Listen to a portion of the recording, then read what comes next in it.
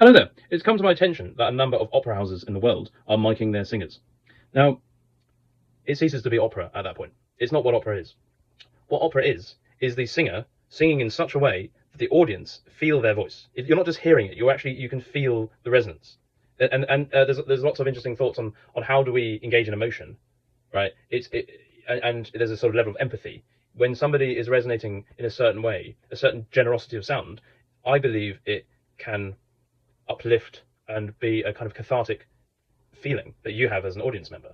And I think that that's the power of opera is largely that the huge, big, dramatic emotions, which is conveyed by often a sole individual on the stage, and with the beauty of the orchestra as well, and engaging the drama and everything that kind of whirls around that. Obviously, you get different forms of opera which are not as profound and that they have their place, but the big romantic stuff is emotionally heavy and wonderful and gorgeous and lovely, and it's music that makes me want to live.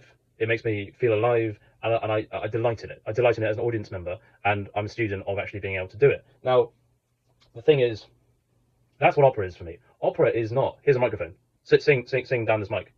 No, because that microphone is connected to a speaker, so you're listening to a speaker. I was at a rock gig yesterday, and it was fun. Pendulum, argue they're a rock band, drum, bass, whatever. But I love electronic music. I listen to so much, and I completely understand this relationship to the speaker. I completely get it. But that's not the reason. I don't like opera because of this. I like opera because of this, because of your body being involved in the sound and how you're receiving that. So if you ever involve this in the process, you completely distort the way people perceive the individual singing. And also the origins of opera.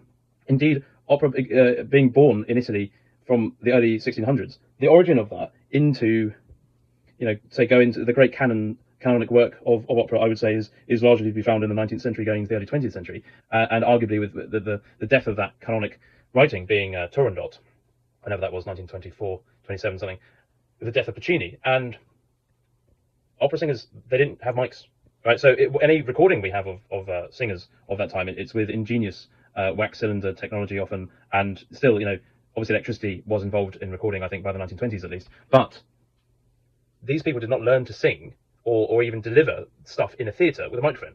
So the comprehension of opera at the height of its popularity in Italy, which is from the unification, I would say around the time of the unification of Italy with Verdi into Puccini. Verdi and Puccini, I think that they were superstars in Italy, right?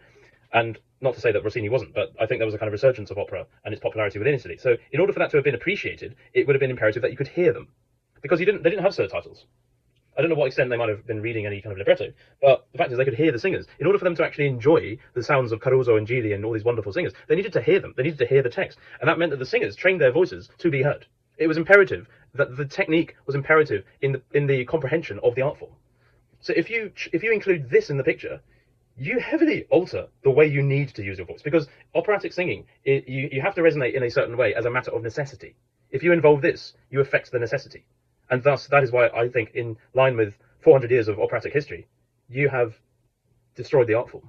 It ceases to be opera if this is in the picture. And I say that because I love musical theatre, and I love how it's very interesting how musical theatre actually evolved out of opera, and how microphones became more commonplace in musical theatre from the 1950s floor mics to, from my understanding, Starlight Express having wireless radio mics. I think that's fascinating. That's really interesting. And obviously it allowed the singers to sing in different ways, to use their voices. And rock music is not a type of music that you can sing without a microphone, right? You can try, and I try when I'm in the audience. But, you can delight in that. Like, yeah, great, love mic'd singing. I love it. I love, Meatloaf. But I I love that stuff, man. But don't put that in the opera theatre, because opera is not rock music. Opera is not musical theatre. Let genres of music be what they are. If you twist it, if you turn it, you actually make it less marketable, actually, because you're turning it into something that it isn't. And then people, the audience, don't know what it is. The reason why various genres of music are so popular is often because they exist as they are. And the art form has to have integrity with itself. And if it's trying to be something that it wasn't originally, especially when you're talking about technology, you're using technology which didn't exist initially, then I think it's a distortion from what it is. And especially with something like opera, which is it's so human, because you're not involving anything electronically powered. When you're singing, if you have a true operatic performance, there isn't any electricity. You could argue actually that the only electricity you would have would be the lights, but you could still actually perform an opera without electric lighting. You could do it in the daytime outside, right?